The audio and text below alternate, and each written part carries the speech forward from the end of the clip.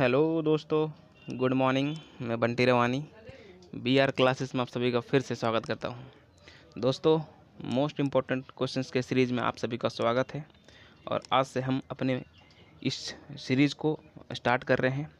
जो भी इस चैनल पर नए होंगे चैनल सब्सक्राइब कर लीजिएगा और बाकी से सभी लोगों से ये अपील है कि आप अपना प्यार दें, लाइक दें, शेयर दें और हम और आप मिलकर इस चैनल को बहुत आगे लेके जाएंगे। चलिए आज का वीडियो हम स्टार्ट करते हैं और पहला क्वेश्चन आपके स्क्रीन पे आपको दिख रहा होगा। आप सॉल्व करेंगे और देखेंगे कि आपका आंसर आता है और इसमें आप नोट करेंगे कि आप कितने क्वेश्चंस कर पा रहे हैं। कमेंट में ज़रूर बताइएगा। चलिए स्टार्ट करते हैं। पहला क्वेश्चन, दो आदमी तथा एक औरत मिलकर किसी कार्य को 14 दिन में पूरा कर सकते हैं, जबकि 4 औरतें तथा 2 आदमी मिलकर उसे 8 दिन में पूरा कर सकते हैं। यदि एक आदमी को कार्य करने के बदले 600 रुपये प्रतिदिन मिलते हैं तो एक औरत को प्रतिदिन कितनी धनराशि मिलनी चाहिए। दोस्तों, क्वेश्चंस का मीनिंग क्या है कि दो ग्रुप में बॉयज़ और गर्ल्स हैं और काम कर रहे हैं। इसमें बताया गया है कि एक जो मेन है उसको 600 रुपये एक दिन में मिलता है। जो पैसा है, ये बात तो समझना है क्वेश्चन सॉल्व करने से पहले, कि जो पैसा है वो पैसा स्ट्रेंथ के बेस्ड पे बांटा जाता है। अगर कोई व्यक्ति एक दिन में कितना पैसा कमा रहा है वो डिपेंड करता है उसके स्ट्रेंथ पर। तो इस क्वेश्चंस को हमको सॉल्व करना है तो सबसे पहले हम मैन और वुमेन का स्ट्रेंथ फाइंड करना होगा हमको। तो चलिए सबसे पहले हम मैन और वुमेन का स्ट्रेंथ फाइंड करते हैं। कैसे फाइंड करेंगे ध्यान दीजिए। बोला है दो आदमी और एक औरत, दो आदमी और एक औरत, तो 2 मैन प्लस 1 वुमेन किसी काम को कर देता है 14 डेज में। ऐसी सेम वर्क को 4 वुमेन और 2 मैन कर देता है 8 डेज में। ये 8 और 14 को यहीं पे कैंसिल कर लेते हैं, छोटा कर लेते हैं। ये हो गया 7 7 into 2 14 man plus 7 women equal to 4 4 16 women plus 8 man. Man को लेफ्ट साइड ले जाते हैं, ये हो जाएगा 6 man plus 6 man equal to 9 women. Ratio क्या मिलेगा इसको 3 और ये 2। अगर मैन और वुमेन का रेशियो देखें तो मैन और वुमेन का रेशियो क्या होगा। मैन के सामने क्या दिख रहा है 3 और वुमेन के सामने क्या दिख रहा है 2। इसका मतलब मैन का रेशियो हो गया 3 और वुमेन का रेशियो हो गया 2। ये जो रेशियो निकला किस चीज़ का निकला, ये स्ट्रेंथ का रेशियो निकला। तो हम बोल सकते हैं कि स्ट्रेंथ के बेस्ड पे पैसा बांटा जाता है। तो मैन को जो है 600 रुपये मिला, ये 3 रेशियो जो है 600 के बराबर है। तो वुमेन को 2 रेशियो में पैसा मिलेगा, तो 2 रेशियो कितना के बराबर होगा, 400 के बराबर होगा। इसका मतलब जो मेरे इस क्वेश्चन का आंसर हो गया वो कितना हो गया 400। मतलब महिला को एक दिन में काम करने के बदले 400 रुपीज़ मिलेगी। तो ऑप्शन मेरा हो जाएगा ए। क्या आप समझ पाएँ। चलिए क्वेश्चन नंबर 2 पे चलते हैं। इस बात पे ध्यान रखेंगे कभी भी आपके पास ऐसा क्वेश्चन आता है और पैसा के बारे में बताया जाता है, सबसे पहले आप स्ट्रेंथ फाइंड करेंगे। इस बात को हमेशा आप याद रखना है, ठीक है। चलिए हम लोग आगे बढ़ते हैं और नेक्स्ट क्वेश्चन, चलिए इसको सॉल्व करने की कोशिश कीजिए। क्वेश्चन नंबर 2 क्या बोला है, 7 का पावर -1 माइनस 8 का पावर -1 का होल पावर -1 माइनस 3 का पावर -1 माइनस 4 का पावर -1 का होल पावर -1। दोस्तों एक बात याद रखना है, आपको समझना है कि कभी भी कोई भी नंबर का पावर अगर माइनस हो, नेगेटिव हो, तो उसको पॉजिटिव करने के लिए बेस को इन्वर्स करना पड़ता है, मतलब उल्टा करना पड़ता है। जैसे फॉर एग्जांपल यहाँ पे समझ लीजिए आप, जैसे हम लिख दिए, जैसे फॉर एग्जांपल a का पावर -1 दिया हुआ है यहाँ पर, तो पावर माइनस में है तो इसका बेस क्या है, बेस a है। तो a को हम इन्वर्स कर देंगे, मतलब उल्टा कर देंगे। 1/a का पावर हम बोल सकते हैं 1 और 1/a का पावर 1 क्या होगा, 1/a होगा। तो सेम टू सेम यहाँ पे हम बोलेंगे 7 का पावर -1 है तो 7 बेस, इसको हम उल्टा करके क्या लिखेंगे 1/7 लिखेंगे 1/7, ठीक है। माइनस 8 का पावर -1 को लिखेंगे 1/8। इसका होल पावर क्या है -1 माइनस 3 का पावर -1 इसको लिखेंगे 1/3 और -4 का पावर -1 है इसको लिखेंगे 1/4। का होल पावर है -1। पहले इस ब्रैकेट को सॉल्व करते हैं। देखिए एलसीएम लेंगे, हो जाएगा 56, ऊपर में हो जाएगा 8 - 7 का पावर -1, और यहाँ पे हो जाएगा 12 एलसीएम लेंगे तो, और ऊपर में हो जाएगा 4 - 3 का पावर -1। ठीक है,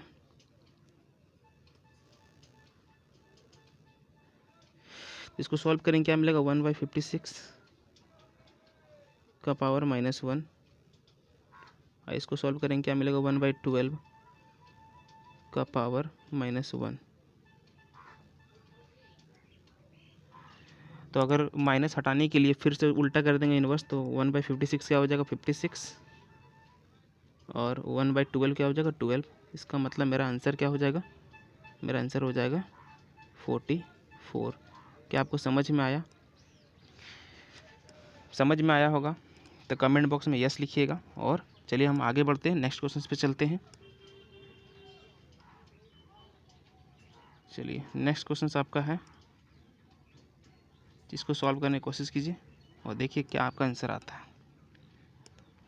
ये सारे क्वेश्चन जो आपके प्रीवियस ईयर पेपर में पूछे गए हैं, एसएससी में पूछे गए हैं और रेलवे में भी पूछे गए हैं, आने के भी चांसेस है। ऐसे टाइप के क्वेश्चन बहुत पूछे जाते हैं।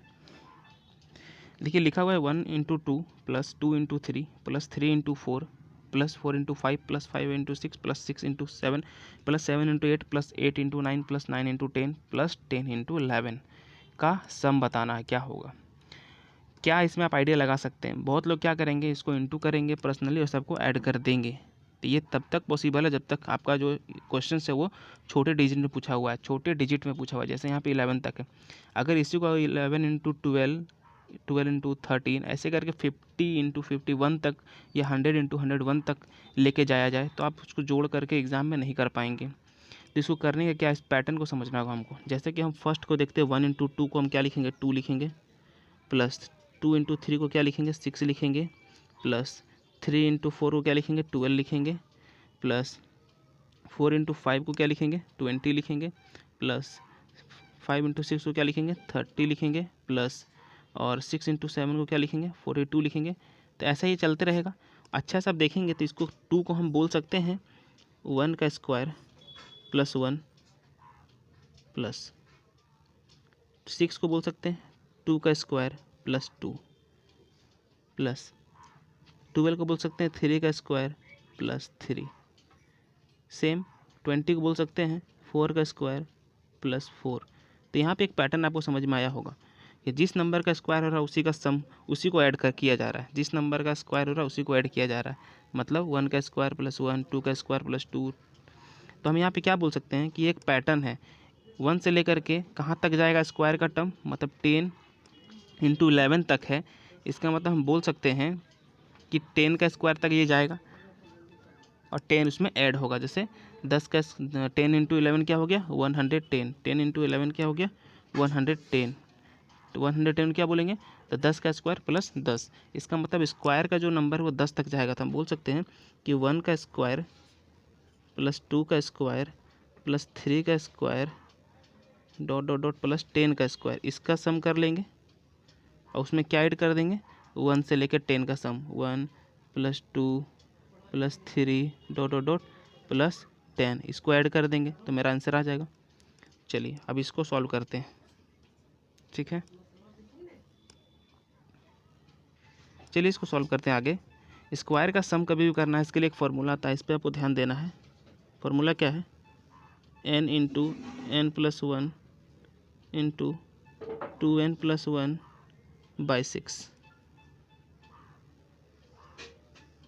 ठीक है, और नेचुरल नंबर का सम आपको पता होगा, n × n + 1/2, n × n + 1/2, ये नेचुरल नंबर का सम है। चलिए इसको हम सॉल्व कर लेते हैं।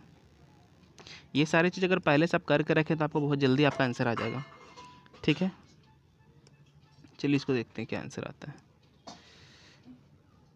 देखिए n यहाँ पे क्या है, स्क्वायर के टर्म में 10, तो 10 × n + 1 मतलब 11, 2n + 1 10 दूनी 20 और 1 21 × 21 इंटू 21/6, ठीक है। इधर में प्लस में क्या है, n क्या है 10, n + 1 क्या है 11/2, ठीक है। इसको सॉल्व करते हैं 3 का टेबल में 2 बार में, 3 का टेबल में 7 बार में, 2 का टेबल में 5 बार में, तो क्या हो गया 5 × 7 35, 35 × 11 35 × 10 350, 350 35 385। इसका मतलब एक तरफ मेरा आ जाएगा 385। ये हो गया 385 प्लस आइए हो जाएगा 5 टाइम्स 11 × 5 55। इसका मतलब इसको ऐड कर देंगे कितना हो जाएगा 15, इसको दे देंगे 400 440। मेरा आंसर क्या हो जाएगा 440। इसको ऐसे करके आप सम करेंगे। अगर आप इसको पहले से सीख के रखेंगे तो आने वाले टाइम में इसको आप बहुत जल्दी सॉल्व कर पाएंगे।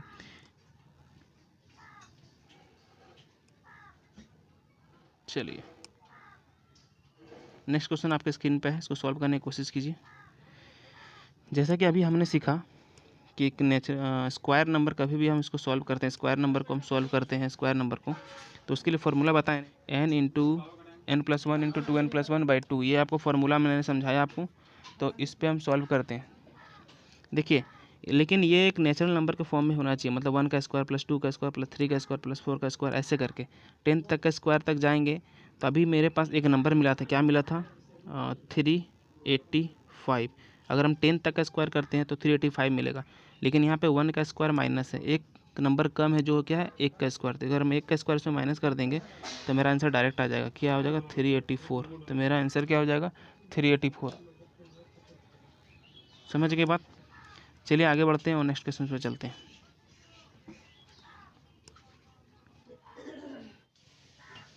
तो दोस्तों नेक्स्ट क्वेश्चन आपके स्क्रीन पे है, चलिए इसको सॉल्व कीजिए। टाइम एंड वर्क का क्वेश्चन है, अच्छा क्वेश्चन है। किसी कार्य को संपन्न करने के लिए ए बी की तुलना में 2 गुना तथा सी की तुलना में 3 गुना समय लेता है। वे तीनों मिलकर उस कार्य को एक दिन में पूरा करते हैं। ए अकेले उस कार्य को कितने समय में पूरा करेगा। ए के बारे में पूछा, ए कितने दिन में उस कार्य को पूरा करेगा। तो सबसे पहले हम ए का स्ट्रेंथ पता करेंगे, तभी हम बता पाएंगे कि वो कितना दिन लेगा काम करने में, ठीक है। तो चलिए हम पता करते हैं क्या क्या इन्फॉर्मेशन है, देखते हैं। ध्यान दीजिएगा क्या लिखा हुआ है कि ए और बी का रेशियो दिया है, बोला ए बी से 2 गुना समय लेता है। तो ये लिखते हैं ए और लिखते हैं बी। ए 2 गुना समय लेता है तो 2:1 लिख दें, ये टाइम है, ठीक है। आगे क्या बोलता है, ए सी से 3 गुना समय लेता है सी की तुलना में। अगर यहाँ लिखते हैं ए और यहाँ लिखते हैं सी तो 3 गुना समय लेगा, 3:1 लिख दिए। तो थोड़ा आप क्वेश्चंस को अच्छे से देखेंगे तो समझेंगे क्या कि ए जो है 2 जगह पे और दोनों अलग अलग रेशियो पे। तो ए को पहले हमको क्या करना होगा, ए को हमको सबसे पहले सेम करना होगा। तो 2 और 3 का एलसीएम ले लेंगे, तो 2 और 3 का एलसीएम क्या हो जाएगा 6। इसका मतलब ए 6 बना लेंगे। तो ए 6 बन गया, किससे मल्टीप्लाई हुआ होगा तो बोलेंगे ये 3 से मल्टीप्लाई हुआ होगा, तो इसको भी 3 से मल्टीप्लाई कर देंगे। यहाँ पर ये 6 बन जाएगा, इसका मतलब ये किससे मल्टीप्लाई हुआ होगा तो बोलेंगे ये 2 से मल्टीप्लाई हुआ होगा, इसको 2 से मल्टीप्लाई कर देंगे। इसका मतलब क्या मिल गया, ए मिल गया 6, बी मिल गया 3 और सी मिल गया 2। ये टाइम है। अब हमको एक वर्क पता करना होगा, क्योंकि तीनों एक ही काम को कर रहा है। तो हम एक ऐसा वर्क मानेंगे, एक ऐसा नंबर मान लेंगे कि तीनों से वो डिवाइड हो जाए, और वो नंबर क्या है एक छोटा नंबर भी होना चाहिए। हम एक काम करते हैं 2, 3 और 6 का एलसीएम ले लेते हैं। 2, 3 और 6 का एलसीएम क्या होगा 6। इसका मतलब मेरा वर्क जो है वो वर्क को हम क्या मान लिए कि 6, हमको 6 काम करना है, ये समझ लेना है। तो सोचिए कि ए को 6 दिन लगता है वो काम को पूरा करने में, और काम कितना है 6 काम अगर 6 दिन में करेगा तो उसका स्ट्रेंथ कितना हो जाएगा। एक दिन में करने वाले काम को ही स्ट्रेंथ बोलते हैं। तो 6 दिन में 6 काम करेगा तो एक दिन में कितना काम करेगा, 1 काम करेगा, ठीक है। सेम टू सेम बी जो है 3 दिन लेता है काम को पूरा करने में, काम कितना है 6, 3 दिन में 6 काम करेगा तो एक दिन में कितना काम करेगा 2। सेम टू सेम सी के बारे में अगर हम बोले तो सी देखिए यहाँ पे 2 दिन में काम को पूरा कर लेता है, तो 6 काम को 2 दिन में करेगा तो एक दिन में कितना काम करेगा 3। तो ये जो निकला ये क्या निकला, स्ट्रेंथ निकला तीनों का। ए का स्ट्रेंथ है 1, 2 और बी का स्ट्रेंथ है 2 और सी का स्ट्रेंथ है 3। ये इनका क्या निकल गया, स्ट्रेंथ निकल गया। अब हमको एक इन्फॉर्मेशन क्वेश्चन में क्या दिया है कि तीनों मिलकर जब काम करता है तो एक ही दिन में काम को कर लेता है। तो तीनों मिल जाएगा तो तीनों का स्ट्रेंथ को ऐड कर देंगे। तो तीनों के स्ट्रेंथ को अगर हम ऐड करते हैं तो क्या हो जाएगा 1 + 2 + 3 मतलब 6। अगर 6 ताकत से एक दिन में काम कर लेता है, इसका मतलब काम कितना हुआ 6, टोटल काम कितना है 6। तो बोला है ए को यही काम करने में कितना टाइम लगेगा, तो टोटल काम 6 है और ए का ताकत 1 है, मतलब एक दिन में एक काम करता है, तो 6 काम करने में कितना टाइम लगेगा ए को, तो बोलेंगे 6 दिन लगेगा। तो मेरा आंसर क्या हो जाएगा, ऑप्शन नंबर सी। क्या समझ पाएँ आप, क्लियर है? नेक्स्ट क्वेश्चन पे चलते हैं और आगे देखते हैं और भी अच्छे क्वेश्चंस को। नेक्स्ट क्वेश्चन आपके स्क्रीन पे दिख रहा होगा आपको, पढ़िए इसको और सॉल्व करने की कोशिश कीजिए, बहुत ही अच्छा क्वेश्चन है।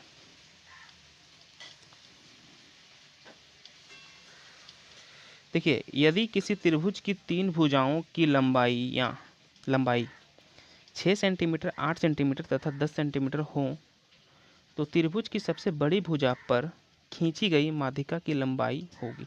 ये क्वेश्चन को करने के लिए पहले आपको आइडिया होना चाहिए इस राइट एंगल ट्रायंगल के बारे में। देखिए, राइट एंगल ट्रायंगल है क्योंकि ये 6, 8 और 10 क्या ट्रिपलेट है, तो हम एक ट्रायंगल बनाते हैं, राइट एंगल ट्रायंगल। ठीक है, इसको 6 रख लेते हैं, ये 8 हो गया, ये 10 हो गया। अब क्या बोला है, ध्यान से समझिएगा। बोलता है त्रिभुज की सबसे बड़ी भुजा पर खींची गई माध्यिका की लंबाई क्या होगा। मतलब सबसे बड़ी भुजा कौन है, ये हाइपोटेनियस कर्ण, इस पे हम माध्यिका खींचेंगे, ये हो गया इसकी माध्यिका। माध्यिका क्या करता है, भुजा को 2 बराबर भाग में बांटता है। इसका मतलब ये पार्ट और ये पार्ट क्या हो जाएगा, इक्वल हो जाएगा। एक प्रॉपर्टी क्या है कि राइट एंगल ट्रायंगल में कर्ण को जो माध्यिका बांटती है वो कर्ण के 2 बराबर हिस्सों के बराबर होता है। मतलब कर्ण को ये माध्यिका 2 बराबर भाग में बांटी है, तो ये जो माध्यिका है ये भी क्या होगा, इसके कर्ण के जो 2 बराबर हिस्से हैं उनके बराबर होता है। तो हम बोल सकते हैं कि ये जो पूरा कर्ण है, ये जो हाइपोटेन्यूस है पूरा 10 है, तो ये 5 होगा, ये 5 होगा। इसका मतलब ये वाला पार्ट कितना होगा, 5 होगा। तो माध्यिका का लंबाई कितना हो जाएगा, 5। ये प्रॉपर्टी को आपको याद रखना है, ऐसे क्वेश्चंस पूछे जाते हैं। चलिए आगे बढ़ते हैं और नेक्स्ट क्वेश्चंस पे चलते हैं। चलिए, नेक्स्ट क्वेश्चन आपके स्क्रीन पे आपको दिख रहा होगा, इसको सॉल्व कीजिए और आंसर क्या होगा कमेंट बॉक्स में ज़रूर बताइएगा।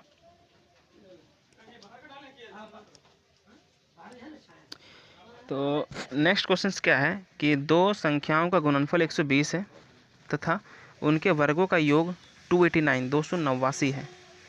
दोनों संख्याओं का योग होगा।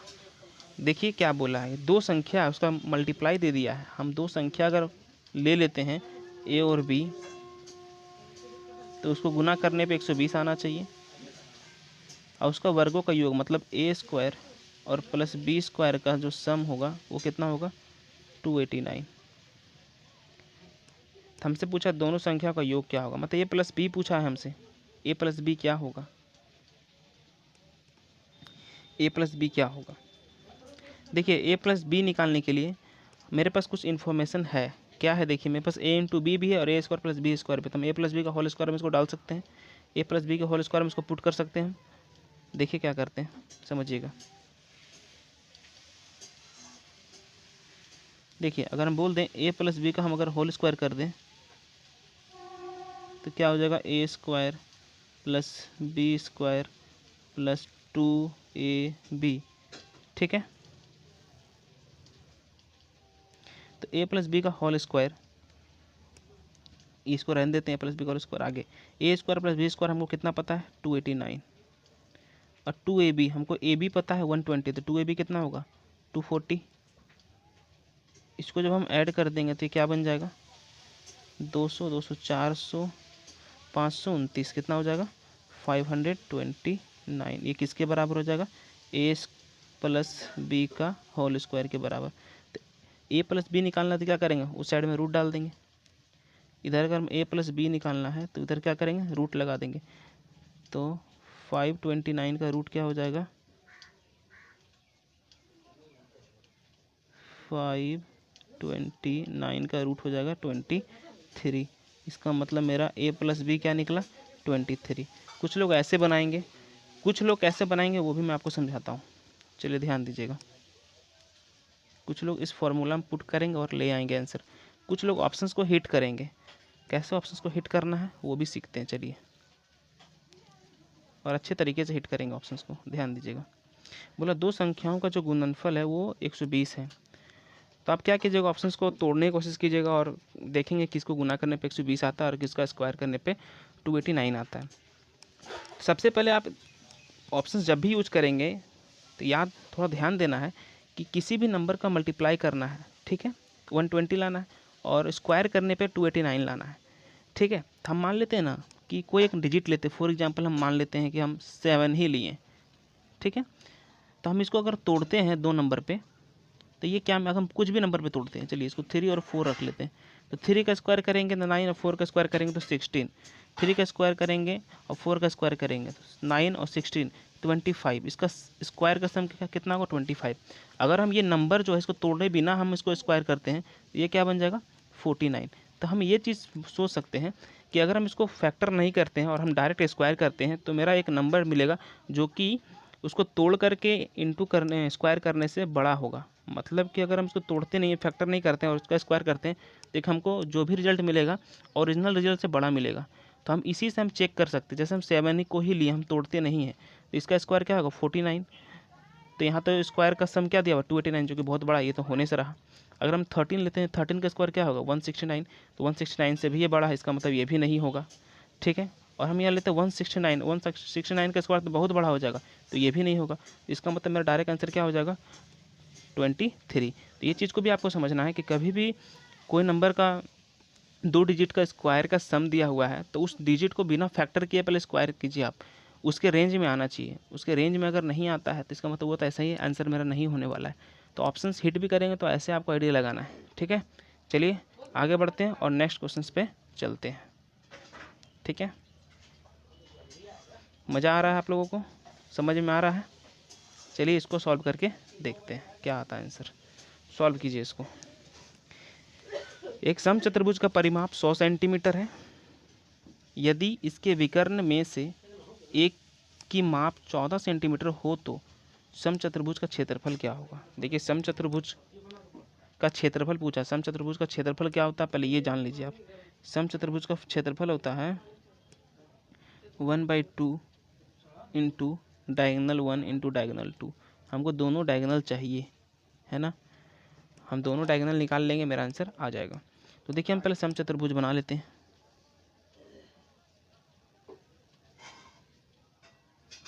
स्क्वायर को हल्का फोल्ड करने से समचतुर्भुज जैसा ही दिखता है।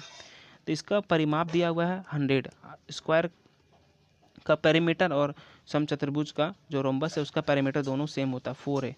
इसका मतलब 4a इक्वल टू हम 100 लिखेंगे, 4a इक्वल टू लिखेंगे 100। तो a का मान क्या मिलेगा 25, मतलब सब 25 हो जाएगा बाहर का साइड, ये सारा साइड क्या होगा 25। अब इसमें दो डायगोनल है, एक ये और एक ये दोनों पता लग गया तो मेरा आंसर आ जाएगा।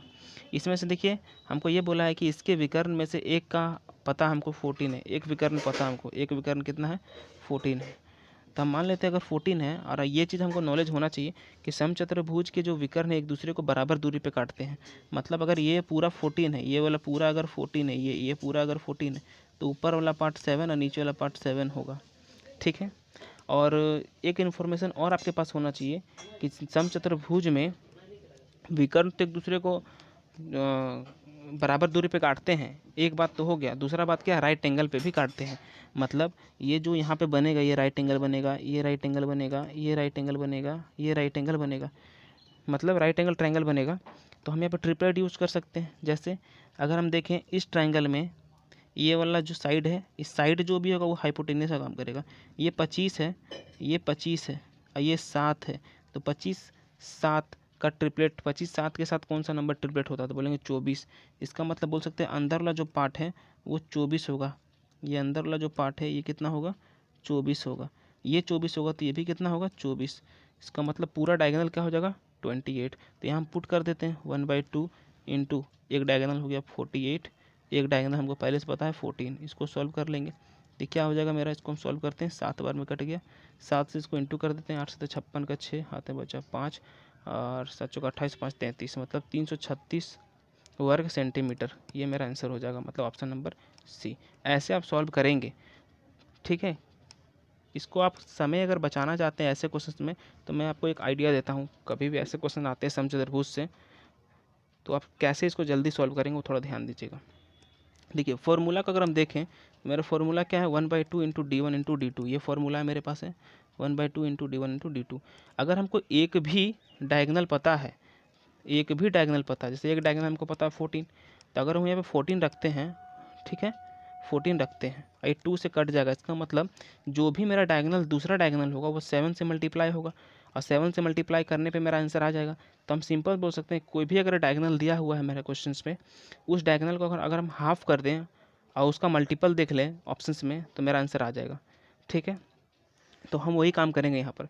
मेरा एक डायगोनल दिया है 14, इस 14 को अगर हम हाफ कर दें तो क्या बन जाएगा 7। अब देखते हैं 7 से कौन डिवाइड होने वाला है।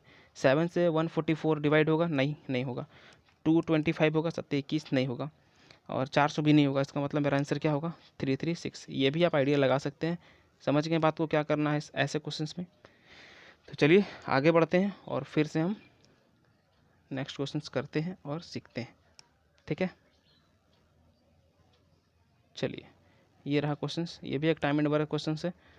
ऐसे क्वेश्चंस आसान क्वेश्चंस है लेकिन पूछे जाते हैं, तो इसको हमको करना भी ज़रूरी है।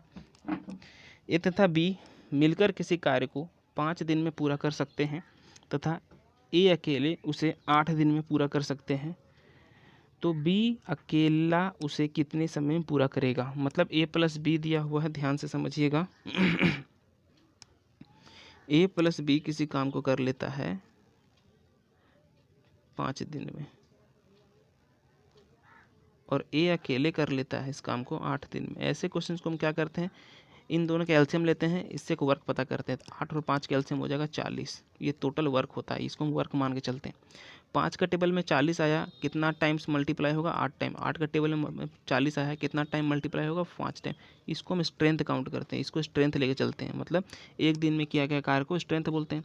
मतलब ए प्लस बी एक दिन में 8 काम करेगा, और ए है जो अकेले एक दिन में कितना काम करेगा 5 काम करेगा। तो हमसे पूछा बी अकेले कितने समय में पूरा करेगा। तो थोड़ा ध्यान देना है आपको कि ए और बी अगर मिल करके अकेले एक दिन में, ए और बी मिल करके एक दिन में 8 काम करता है और ए अकेले 5 काम करता है, ए का काम 5 हो गया, तो बाकी जो बचेगा वो बी का काम होगा। इसका मतलब बोल सकते हैं 8 - 5 मतलब 3 जो है वो अकेले बी कर रहा होगा।